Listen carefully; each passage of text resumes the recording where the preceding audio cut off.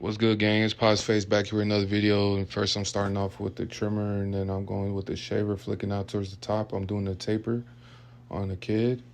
And yeah, make sure you like, comment, subscribe. If you have any criticism, make sure you comment below or DM me at Face on Instagram. And now I'm doing close lever, and I'm playing with the lever. He came from a burst taper, so you don't see a lot of bulk towards the side. And there isn't a lot of growth there, so it'll be easy to blend out. I'm learning to not be so aggressive because I'm naturally an aggressive person and I go to the gym a lot. So here I'm using the 1.5 open. I'm just flicking out towards that top line. That's as high as I'm going. So yeah, I'm just making sure I'm looking at what I'm doing. I'm seeing every strand of hair. I'm making sure this line blurs out, So now I'm working towards the bottom and the back taper. I started off with the closed lever. Now I'm using the open lever to make my second guideline.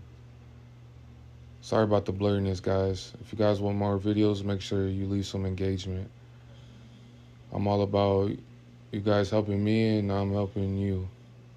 So I went 1 for the next guideline. I usually do a 0.5 close and then a 1.5 close. For this case, since his hair was shorter and I just was curious and I want to be experimental, I want to experiment and see if this will come out better. Like I said, there isn't a lot of bulk around his ear.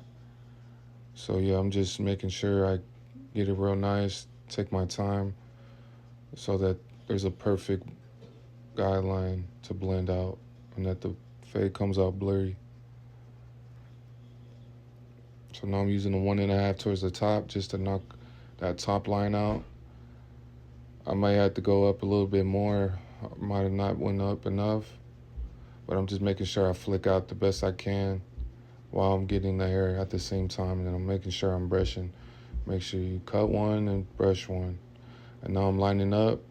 These sabers are very zero gapped and people have a lot of sensitive skin and I'm heavy handed. So I make sure I anchor my hands on his neck and I make sure I just tap and cut the hair, not the skin.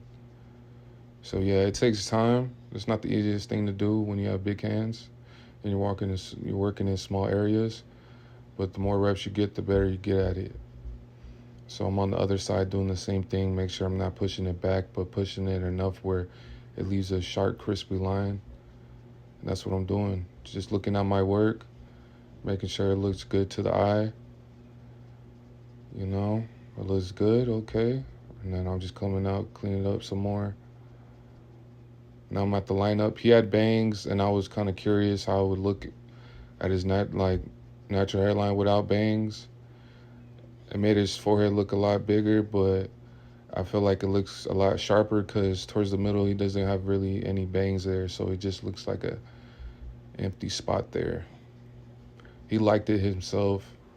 I was curious to see if his hairline would look better and sharper without the bangs, because with the bangs it wasn't very full, so that's the reason why I cut it off.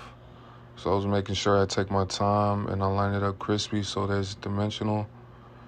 And yeah, make sure you like, comment, subscribe, and I'll see you in the next video. Peace.